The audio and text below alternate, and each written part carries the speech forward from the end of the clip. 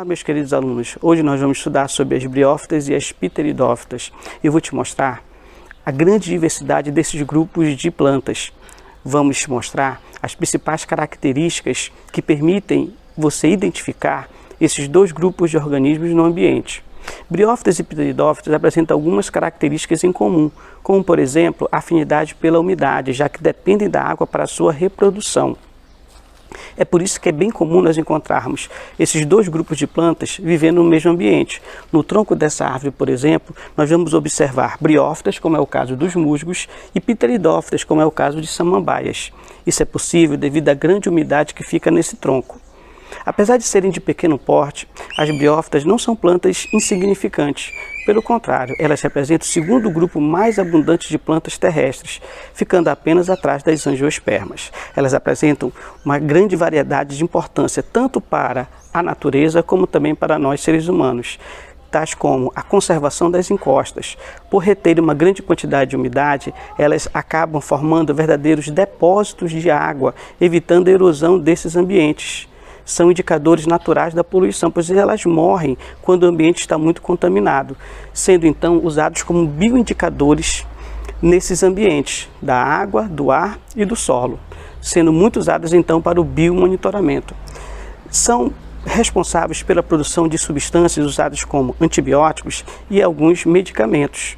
Servem de alimento para várias espécies de mamíferos, peixes e pássaros. As briófitas podem até ser usadas como combustível, substituindo a lenha e o carvão, como é o caso do gênero Sphagnum, o musgo da turfeira. Elas também absorvem metais pesados no ambiente aquático, sendo usadas na biorremediação nesse ambiente quando acontecem alguns acidentes ecológicos e ambientais. As briófitas abrigam uma grande variedade de micro-organismos e servem de viveiro para outras espécies de plantas. Como toda planta, ao realizarem fotossíntese, elas absorvem gás carbônico e liberam oxigênio, sendo fundamentais para o ciclo do carbono e do oxigênio. As briófitas são plantas de transição entre o ambiente aquático e terrestre. Seus ancestrais estão na base da evolução de todas as plantas terrestres. Vamos encontrar 3 filos nesse grupo. O filo Hepatófita, onde vamos encontrar as hepáticas, Anthocerófita, onde vamos encontrar os antóceros, e o filo Briófita, onde vamos encontrar os musgos, que são as briófitas mais conhecidas por todos nós. As briófitas, elas são de pequeno porte, alcançando apenas alguns centímetros. Isso porque sua parede celular não apresenta a lignina, um polissacarídeo que dá resistência às plantas. Sem lignina, elas não conseguem formar os vasos condutores de seiva, o xilema e o floema. Com isso, são plantas avasculares ou atraqueófitas. A condução da seiva nas briófitas é muito lenta, de célula para célula. Por isso, não permite que a planta cresça muito. A ausência desses vasos também impede a formação da raiz, caule e folha. Portanto, elas vão apresentar rizóide, cauloide e filóide, que vão formar o talo. As briófitas, elas podem ocupar vários ecossistemas, mas crescem normalmente nas regiões mais úmidas das florestas tropicais e temperadas. Há algumas espécies que vivem em regiões secas, como o deserto. Evitam a dessecação, ativando seu metabolismo lento nesses ambientes. As briófitas podem ser plantas epífitas, ou seja, podem crescer sobre outras plantas, mas também podem ser rasteiras, crescendo sobre a superfície do solo. O gametófito é a fase dominante. E esse gametófito, ele é duradouro, ele é maior, chamado de talo, e vai produzir o que nós chamamos de gametas, masculino e feminino. Esse gametófito, então, ele é observado aqui na imagem, né, como esse tapete verde. Então, aí é o gametófito. O esporófito é a fase passageira e vai crescer sobre o gametófito.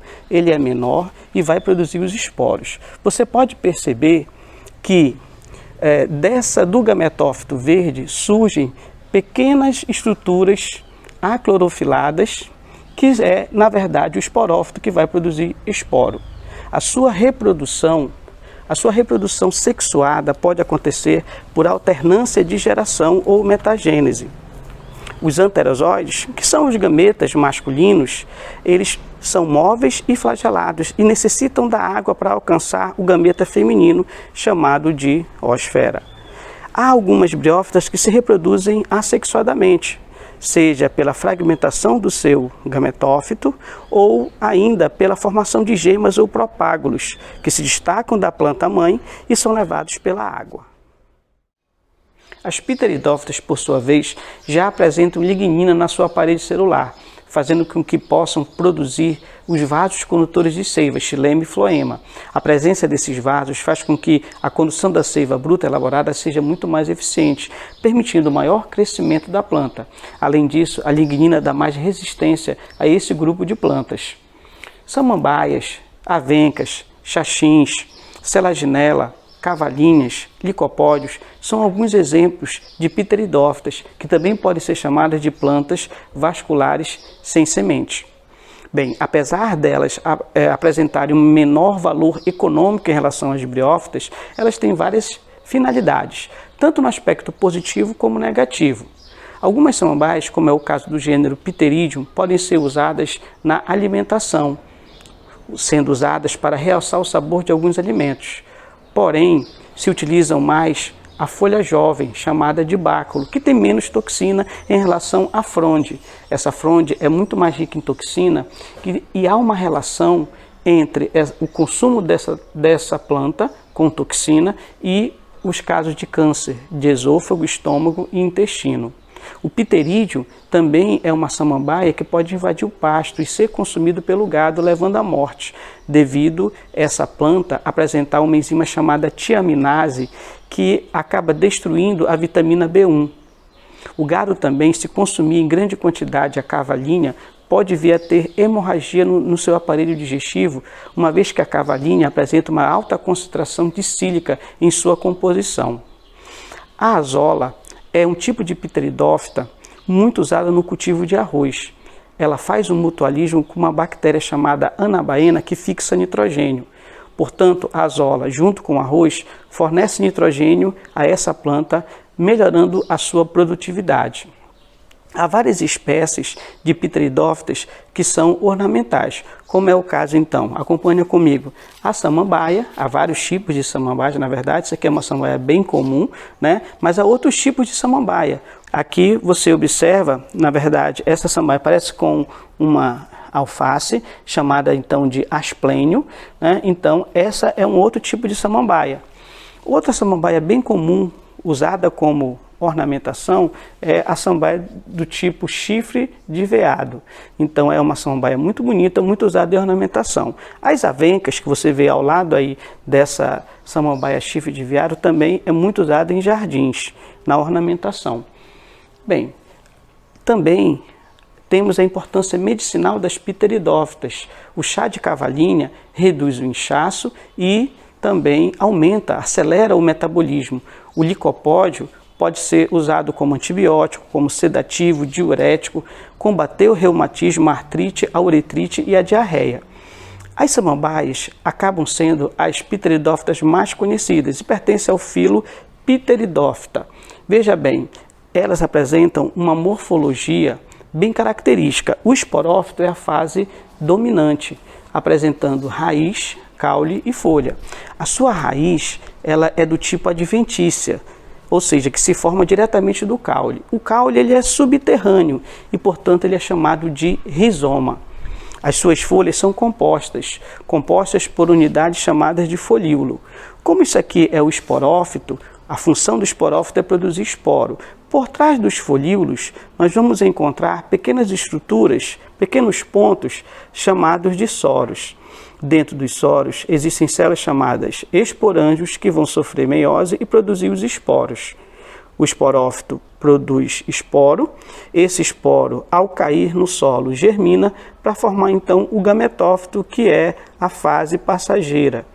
Esse gametófito ele é hermafrodita, ou seja, ele tem os dois sexos, anterídeo e arquegônio, e é chamado de prótalo ou protalo. Esse prótalo ele vai ter o anterídeo, que produz os anterozoides, que são os gametas masculinos. Eles são móveis e flagelados, e precisam da água para alcançar a oosfera, que é o gameta feminino. Essa reprodução que eu acabei de demonstrar é reprodução sexuada, por alternância de gerações ou metagênese. Mas há espécies de pteridófitas que podem se reproduzir assexuadamente, pela fragmentação do seu esporófito ou ainda através do brotamento. Essas, então, são as principais características das briófitas e das pteridófitas. Até a próxima aula.